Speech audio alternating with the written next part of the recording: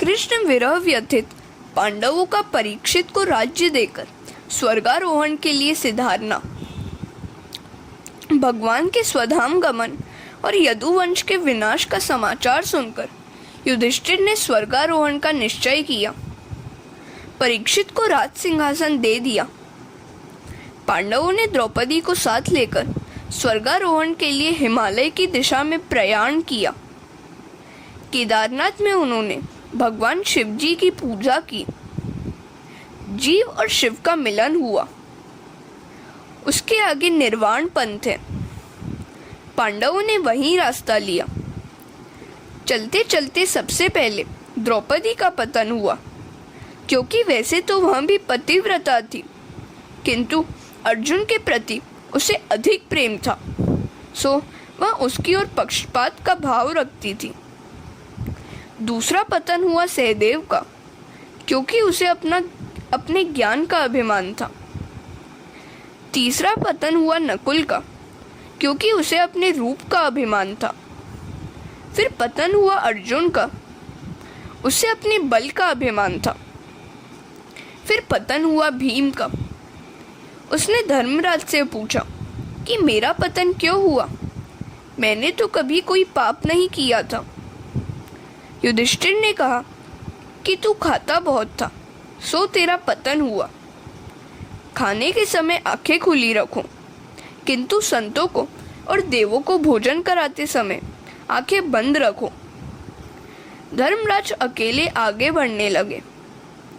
धर्मराज की परीक्षा करने के लिए यमराज कुत्ते का रूप लेकर उनके पास आए।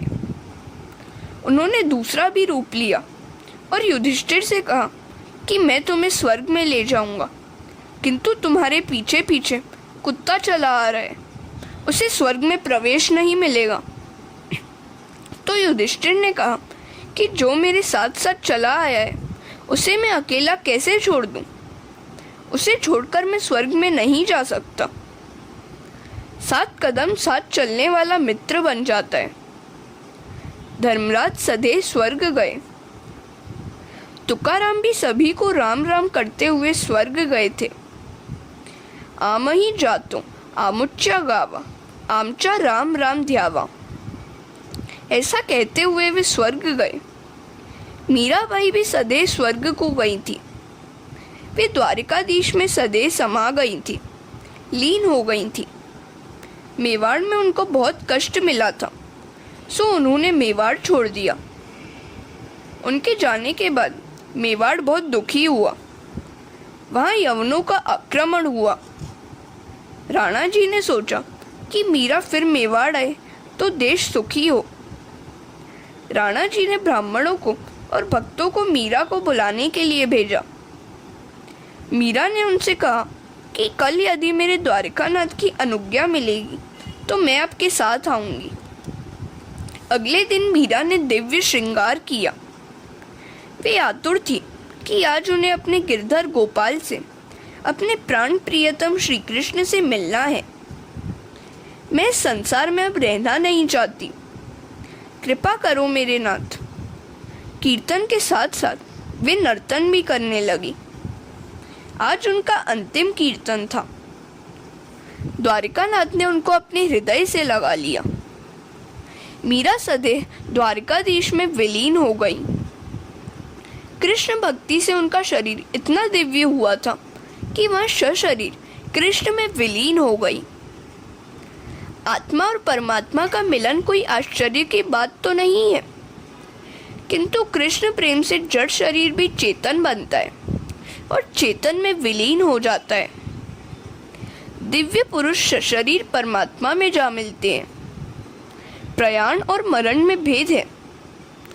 अंतिम श्वास तक नित्य कर्म करता रहे उसका प्रयाण कहा जाएगा, और मलिन अवस्था में हाय हाय करता हुआ देह छोड़े उसका मरण कहा जाएगा।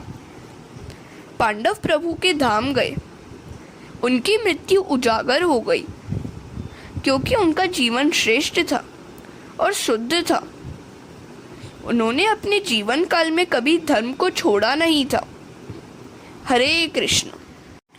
धन की अपेक्षा धर्म श्रेष्ठ है। धन इस लोक में कुछ सुख देता है और कभी कभी दुख भी देता है, किंतु धर्म तो जीवन और परलोक दोनों को उजागर करता है।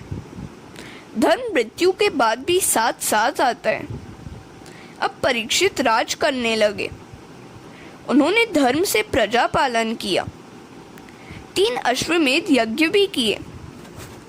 अश्वमेध यज्ञ के समय घोड़े को मुक्तता से विचरण कराया जाता है। वासना ही घोड़ा है, वासना कहीं बंधती ही नहीं है। आत्मस्वरूप में विलीन होने पर ही वह अंकुशित होती है। किसी विषय में वासना फंस न जाए, इसका ध्यान रखना जरूरी है।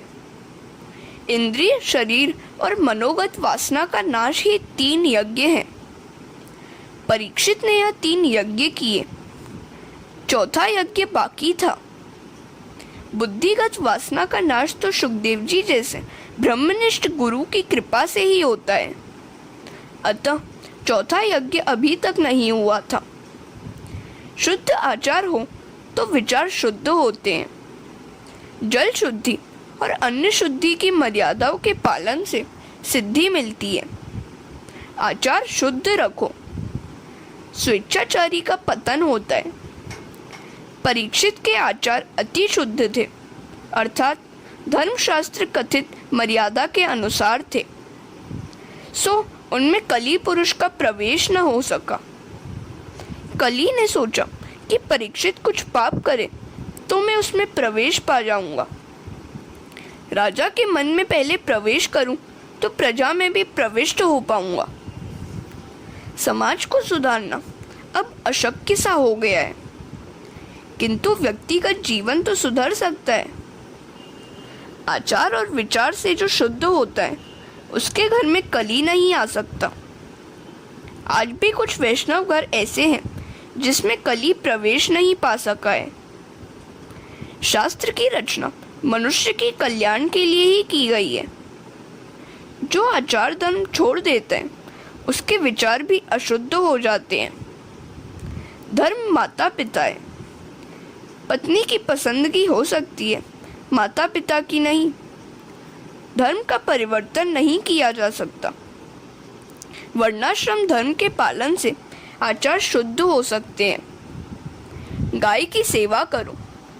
गाय खाती तो घास है, किंतु देती है दूध। जो भगवान ने संपत्ति दी है तो गौपालन करो। आजकल लोग धन संपत्ति मिलने पर कुत्ते पालते हैं। कुत्ते का अनादर करने की बात नहीं है, किंतु मर्यादा को छोड़कर अधिक प्रेम न करो। आंगन में आए हुए कुत्ते को रोटी खिलाना धर्म है, किंतु कुछ लोग उसे अपनी मोटर पर बिठाकर घूमते फिरते हैं। और तो हम क्या कह सकते हैं, किंतु अगले जन्म में स्वयं ही वह कुत्ता होने की तैयारी कर रहे हैं। जीव मात्र में परमात्मा है, किंतु प्रत्येक का शरीर भिन्न है और कर्म भी भिन्न भिन्न है। इसलिए हर एक के साथ पीना और खाना इष्ट नहीं है। एकादशी के दिन अन्न नहीं खाना चाहिए। एकादशी के दिन अनशन करना धर्म है, किंतु हम अपने ही शास्त्रों की बात नहीं मानते। और जब डॉक्टर कहता है कि विषम ज्वर, टाइफाइड है और 21 दिन भोजन मत करना, तो उसकी बात मान लेते हैं और 21 दिन का अनशन कर लेते हैं। जिस तरह पापी के मन में कली प्रवेश कर लेता है, उसी तरह शास्त्र की मर्यादा का उल्लंघन करने वाले के घर में भी घुस जाता है। यदि आचार विचार शुद्ध हो तो कली तुम में प्रवेश नहीं कर सकेगा। व्यवहार भी शुद्ध ही होना चाहिए।